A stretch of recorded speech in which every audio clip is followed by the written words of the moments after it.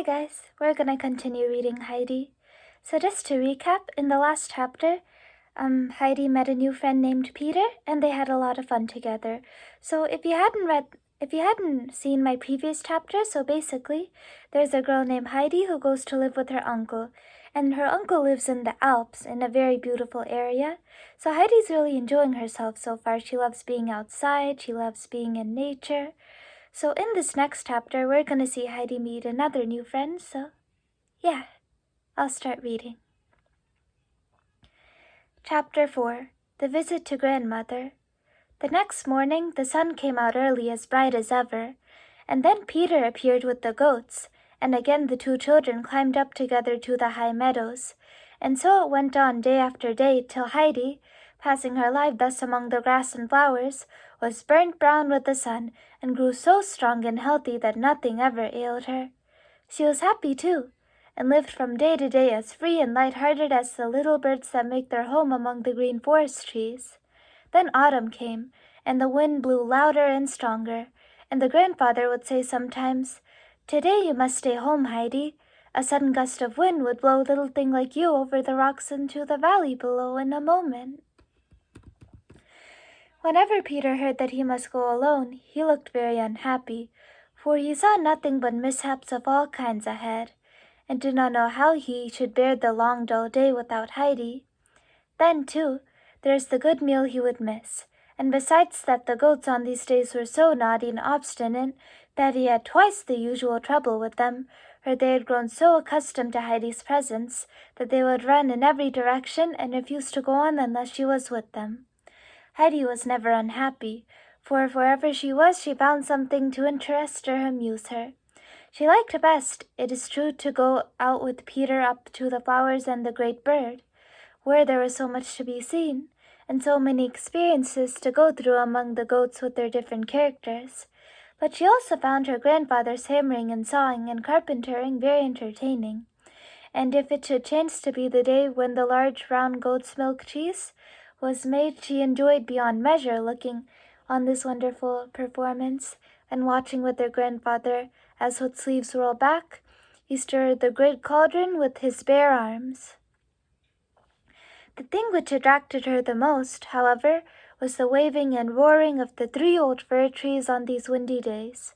She would run away repeatedly from whatever she might be doing to listen to them, for nothing seemed so strange and wonderful to her as the deep mysterious sound in the tops of the trees. She would stand underneath them and look up, unable to tear herself away, looking and listening while they bowed and swayed and roared as the mighty wind rushed through them. There was no longer now the warm bright sun that had shone all through the summer, so Heidi went to the cupboard and got out her shoes and stockings and dress, for it was growing colder every day, and when Heidi stood under the fir trees the wind blew through her as if she was a tiny little leaf. But still she felt she could not stay indoors when she heard the branches waving outside. Then it grew very cold, and Peter would come up early in the morning blowing on his fingers to keep them warm. But he soon left off coming, for one night there was a heavy fall of snow, and the next morning the whole mountain was covered with it. Not a single little green leaf was to be seen anywhere upon it. There was no Peter that day, and Heidi stood at the little window looking out in wonderment, for the snow was beginning again, and the thick flakes kept falling till the snow was up to the window, and still they continued to fall, and the snow grew higher, so that at last the window could not be opened. She and her grandfather was shut up fast within the hut. Heidi thought this was great fun, and ran from one window to the other to see what would happen next, whether the snow was going to cover the whole hut, so that they would have to light a lamp, although it was broad daylight. But things did not get as bad as that, and the next day, the snow having ceased, the grandfather went out and shoveled away the snow round the house, and threw it into such great heaps that they looked like mountains standing at intervals on either side of the hut. And now the windows and door could be opened, and it was well it was so, for as Heidi and her grandfather were sitting one afternoon on their 3-legged stools before the fire, there came a great thump at the door followed by several others, and then the door opened. It was Peter, who had made all the noise knocking the snow off his shoes. He was still white all over with it, for he had to fight his way through the deep snowdrifts, and large lumps of snow that had frozen upon him still clung to his clothes. He had been determined, however, not to be beaten and to climb up to the hut, for it was now a week since he had seen Heidi. "Good evening," he said as he came in. Then he went and placed himself as near the fire as he could without saying another word. But his whole face was beaming with pleasure at finding himself there.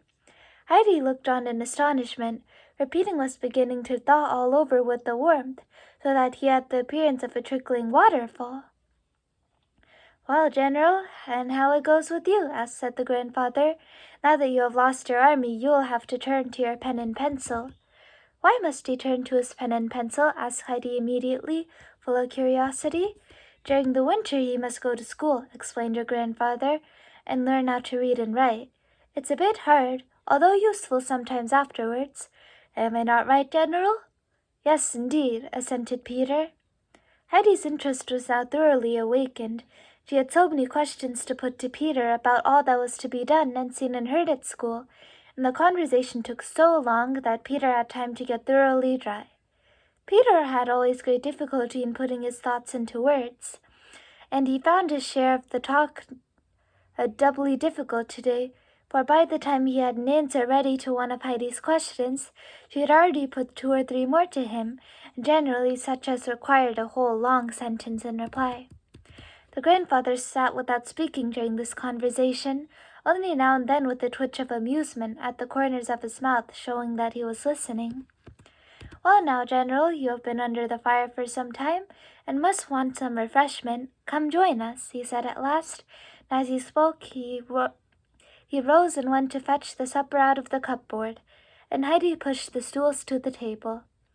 There was also now a bench fastened against the wall, as he was no longer alone, the grandfather had put up seats of various kinds here and there, long enough to hold the 2 persons, for Heidi had a way of always keeping close to her grandfather whether he was walking, sitting, or standing. So there was a comfortable place for all of them to eat. As soon as the pleasant meal was over, Peter began to get ready for returning home, for it was already growing dark. He had said his good night and his thanks, and was just going out, and when he turned again and said, "I shall come again next Sunday, this day week, and grandmother sent word that she would like you to come and see her one day." It was quite a new idea to Heidi that she should go and pay anyone a visit. She could not get it out of her head, so the first thing she said to her grandfather the next day was, "I must go down and see the grandmother today. She will be expecting me." "The snow is too deep," answered the grandfather, trying to put her off. But Heidi had made up her mind to go, and since the grandmother had sent her that message. She stuck to her intention, and not a day passed but what in the course of it said 5 or 6 times to her grandfather, "I must certainly go today. The grandmother will be waiting for me." On the 4th day, when with every step one took to the ground crackled with frost, and the whole vast field of snow was as hard as ice, Heidi was sitting on her high stool at dinner, with the bright sun shining upon her through the window, and again her repeated little speech. "I must certainly go down to see the grandmother today, or else I shall keep her waiting too long." The grandfather rose from the table, climbed to the hay loft, and brought down the thick sack that was Heidi's coverlid. A coverlid is basically a blanket. And said, "Come along, then." The child skipped gleefully after him into the glittering world of snow. The old fir trees were standing now quite silent, their branches covered with the white snow, and they looked so lovely as they glittered and sparkled in the sunlight that Heidi jumped for joy at the sight and kept on calling out, come here, grandfather! The first trees are all silver and gold." The grandfather had gone into the shed, and he now came out dragging a large hand sleigh along with him. Inside it was a low seat, and the sleigh could be pushed forward and guided by the feet of one who sat upon it with the help of a pole that was fastened to the side. After he had taken round the fir trees by Heidi, that he might see their beauty from all sides, he got into the sleigh and lifted the child onto his lap. Then he wrapped her up in the sack, so she might keep nice and warm, and put his left arm closely round her, for it was necessary to hold her tight during the coming journey. He now grasped the pole with his right hand and gave the sleigh a push forward with his 2 feet. The sleigh shot down the mountain with such rapidity that Heidi thought they were flying through the air like a bird, and shouted aloud with delight. Suddenly they came to a standstill, and there they were at Peter's hut. Her grandfather lifted her out and unwrapped her. "There you are, now go in, and when it begins to grow dark you must start on your way home again." Then he left her and went up the mountain, pulling his sleigh after him. Heidi opened the door of the hut and stepped into a tiny room that looked very dark, with a fireplace and a few dishes on a wooden shelf. This was the little kitchen. She opened another door and now found herself in another small room, for the place was not a herdsman's hut, but like her grandfather's, with one large room on the ground floor and a hay loft above, but a very old cottage, where everything was narrow and poor and shabby.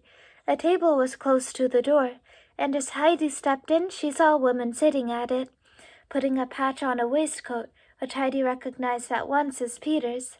In the corner sat an old woman. That's actually the grandmother, who wants to see Heidi. In the corner sat an old woman, bent with age, spinning. Heidi was quite sure this was the grandmother, so she went up to the spinning wheel and said, "Good day, grandmother. I have come at last. Did you think I was a long time coming?" The woman raised her head and felt for the hand that the child held out to her, and when she found it, she passed her own over it thoughtfully for a few seconds and then said, "Are you the child who lives up with Uncle? Are you Heidi?" "Yes, yes," answered Heidi. "I have just come down in the sleigh with grandfather." "Is it possible? Why are your hands quite warm? Brigitta, did Uncle come himself with the child?" Peter's mother had left her work and risen from the table, and now stood looking at Heidi with curiosity, scanning her from head to foot. "I do not know, mother, whether Uncle came himself. It is hardly likely. The child probably makes a mistake." But Heidi looked steadily at the woman, not as if in any uncertainty, and said, "I know quite well who wrapped me in my bed cover and brought me down in a sleigh. It was grandfather." There is some truth then perhaps in what Peter used to tell us of Uncle during the summer, when we thought he must be wrong, said grandmother. But who would have ever believed that such a thing was possible? I do not think the child will live 3 weeks up there. What is she like, Brigitta? The latter had so thoroughly examined Heidi on all sides that she was well able to describe her to her mother. She has Adelaide is Heidi's mother. She has Adelaide's slenderness of figure, but her eyes are dark and her hair curly like her father's, and the old man's up there. She takes after both of them, I think. Heidi, meanwhile, had not been idle. She had made the round of the room, and looking carefully at everything there was to be seen. All of a sudden she explained, "Grandmother, one of your shutters is flapping backward and forwards. Grandfather would put a nail in and make it all right in a minute, or else it'll break one of the panes some day. Look how it keeps on banging." "Ah, dear child," said the old woman, "I am not able to see it, but I could hear that and many other things besides the shutter. Everything about the place rattles and creaks when the wind is blowing, and it gets inside through all the cracks and holes. The house is going to pieces, and in the night, when the 2 others are asleep, I often lie awake in fear and trembling, thinking that the whole place will give way and fall and kill us. There's not a creature to mend anything for us, for Peter does not understand such work." "But why cannot you see, grandmother, that the shutter is loose? Look, there it goes again. See, that one there," and Heidi pointed to the particular shutter. "Alas, child, it is not only that I cannot see. I can see nothing, said the grandmother, in a voice of lamentation. "But if I were to go outside and put back the shutter so that you had more light, then could you see, grandmother?" "No, not even then. No one could make it light for me again. But if you were to go outside among all the white snow, then surely you would find it light. Just come with me, grandmother, and I will show you." Heidi took hold of the old woman's hand to lead her along, for she was beginning to feel quite distressed at the thought of her being without light. "Let me be, dear child. It is always dark for me now, whether it be in snow or sun. No light can penetrate my eyes."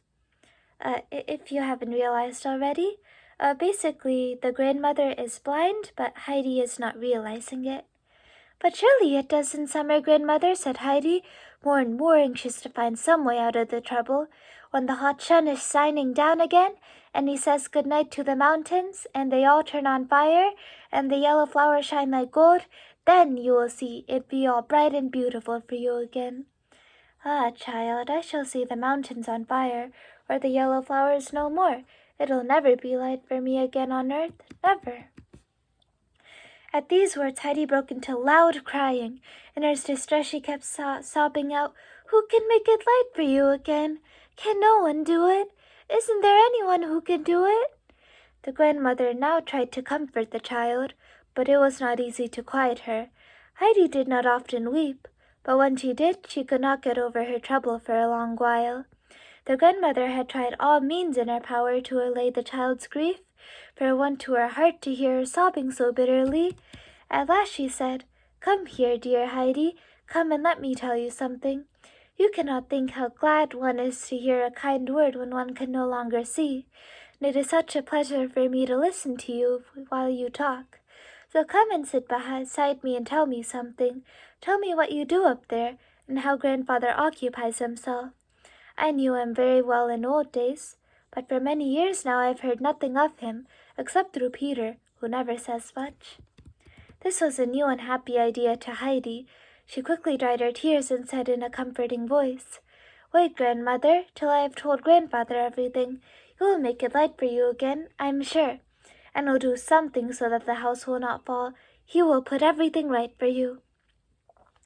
The grandmother was silent, and Heidi now began to give her a lively description of her life with the grandfather, and of the day she spent on the mountain with the goats, and then went on to tell her of what she did now during the winter, and how her grandfather was able to make all sorts of things, seats and stools and mangers where the hay was put for Little Swan and Little Bear, besides a new large water tub for her to bathe in when the summer came, and a new milk bowl and spoon. And Heidi grew more and more animated as she enumerated all the beautiful things which were made so magically out of pieces of wood. She then told the grandmother how she stood by him and watched all he did, and how she hoped some day to be able to make the same herself. The grandmother listened with greatest attention, only from time to time addressing her daughter. "Do you hear that, Brigitte? Do you hear what she is saying about uncle?" The conversation was all at once interrupted by a heavy thump on the door, and in marched Peter, who stood stock still, opening his eyes with astonishment when he caught sight of Heidi. Then his face beamed with smiles as she called out, "Good evening, Peter." "What, is the boy back from school already?" exclaimed the grandmother in surprise.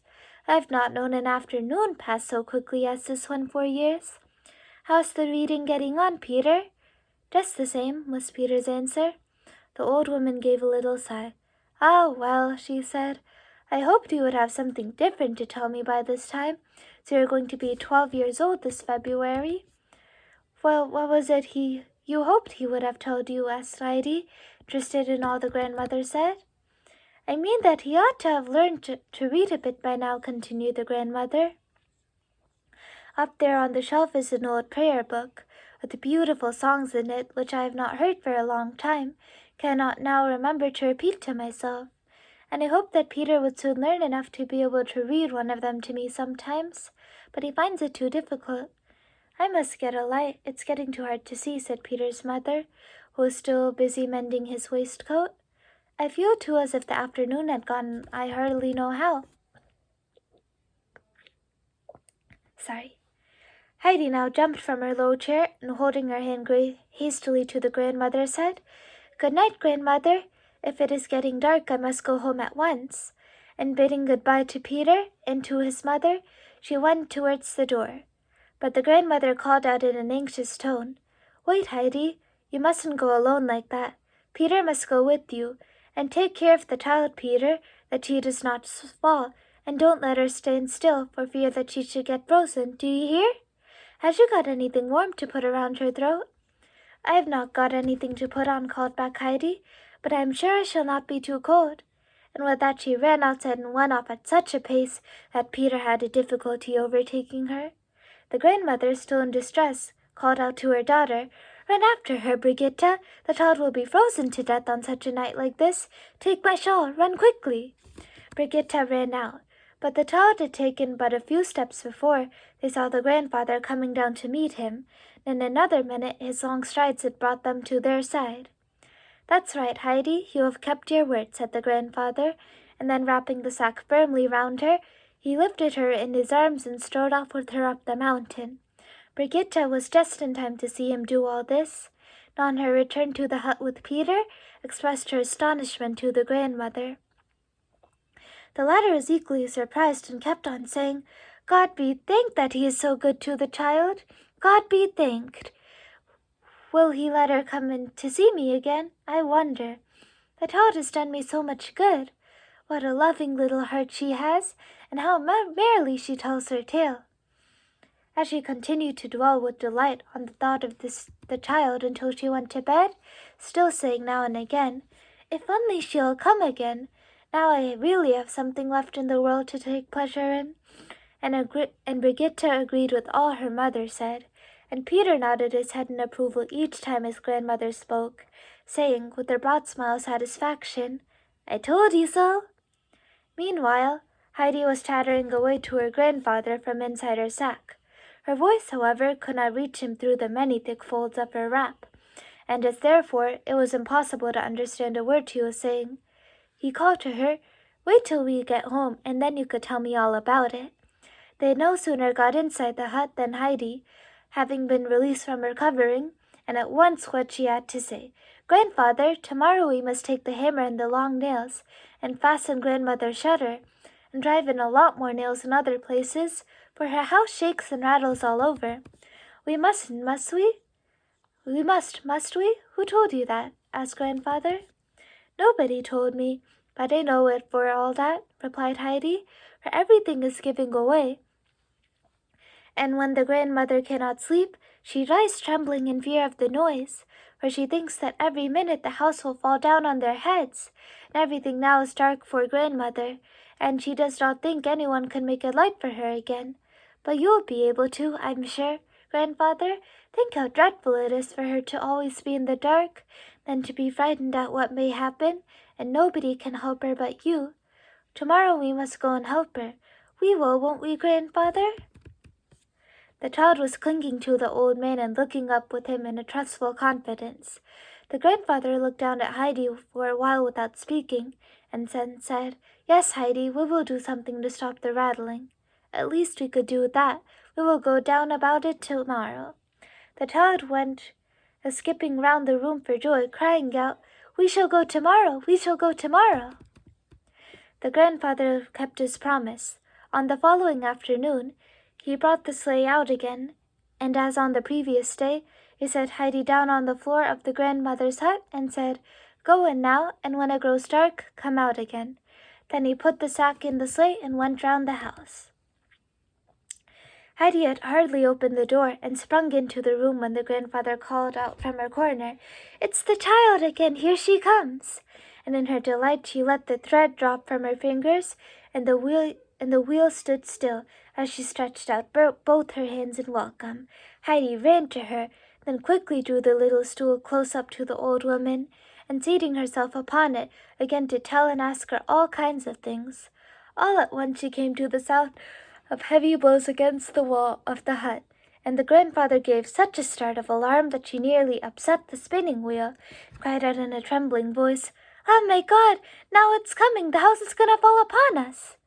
But Heidi caught her by the arm and said soothingly, "No, no, grandmother, do not be frightened. It is only grandfather with his hammer. He is mending up everything, so that you shan't have such fear and trouble." "Is it possible? Is it really possible? So the dear God has not forgotten us," exclaimed the grandmother. "Do you hear, Brigitta? Do you hear what that noise is? Do you hear what the child says? Now, as I listen, I can tell it is a hammer. Go outside, Brigitta, and if it's Almuncle, tell him he must come inside a moment that I may thank him." Brigitta went outside and found Almuncle in the act of fastening some heavy pieces of new wood along the wall. She stepped up to him and said, "Good evening, Uncle. Mother and I have to thank you for doing such a kind service. She would like to tell you herself how grateful she is. I do not know who else would have done it for us.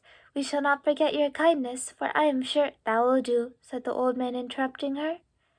"I know what you think of Alm, Uncle, without you telling me. Go indoors again. I can find out for myself where the mending is wanted." Brigitta obeyed on the spot.